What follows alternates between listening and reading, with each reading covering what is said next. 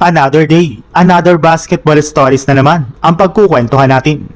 At ngayon nga ay pag-uusapan natin ang balitang kailangan nga na pong imbestigahan ng NBA ang mga referee ng OKC Thunder at ang balitang pag-trade na ng Los Angeles Lakers kay Austin Reeves.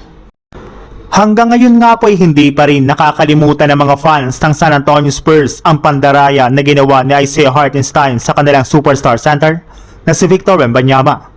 Hindi rin naman nga na po physicality ang tawag sa ginawang depensa nito bagkus pandaraya nga na po iyon.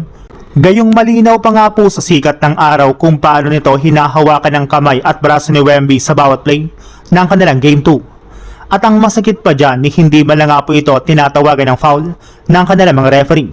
Kaya dahil nga po sa pangyayaring ito ay mismong mga fans na nga po ng Spurs ang dumulog sa mismong pamunuan ng NBA para reklamo si Hartenstein at ang mga referee na nag-officiate ng kanilang laban. Ayon nga po dito, dapat nga na pong imbestigahan ng liga ang mga referee at patawan rin naman ng kaukulang suspension si Hartenstein dahil sa ginawa nito kay Victor Wembanyama. Kung hahayaan lang naman nga na po ng NBA at ng mga referee na hawakan parati ni Hartenstein ang kamay at braso ni Wemby, ay sigurado nga po na ipagpapatuloy niya ito hanggang sa magtamo ng injury ang superstar center ng Spurs. Kaya hanggat hindi pa nga po ito nangyayari ay kailangan na nga po ditong umaksyon ang mismong NBA.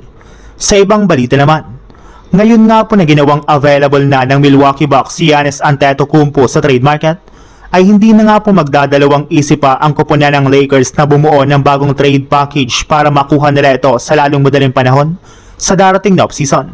Sa katunayan, kahit gusto man nga po ng Lakers na panatilihin si Austin Reeves sa kanilang lineup ngayong offseason, ay willing pa rin naman nga po sila na i-trade ito basta't makuha nila si Giannis Antetokounmpo mula sa Milwaukee Bucks. Mas prioridad pa rin naman nga po nila na maitandem si Giannis kay Luka Doncic. Gayong sigurado nga po na kapag nagawa nila ito next season ay magkakaroon nga po sila ng mas mataas na tsansa na makapag-compete sa titulo. Hindi kagaya kay Austin Reeves na bagamat pa nagkakaroon ng magagandang performance sa regular season ay parati rin naman nga po itong nagkakalat sa playoffs at nagiging sanhi pa ito ng kanilang mga pagkatalo.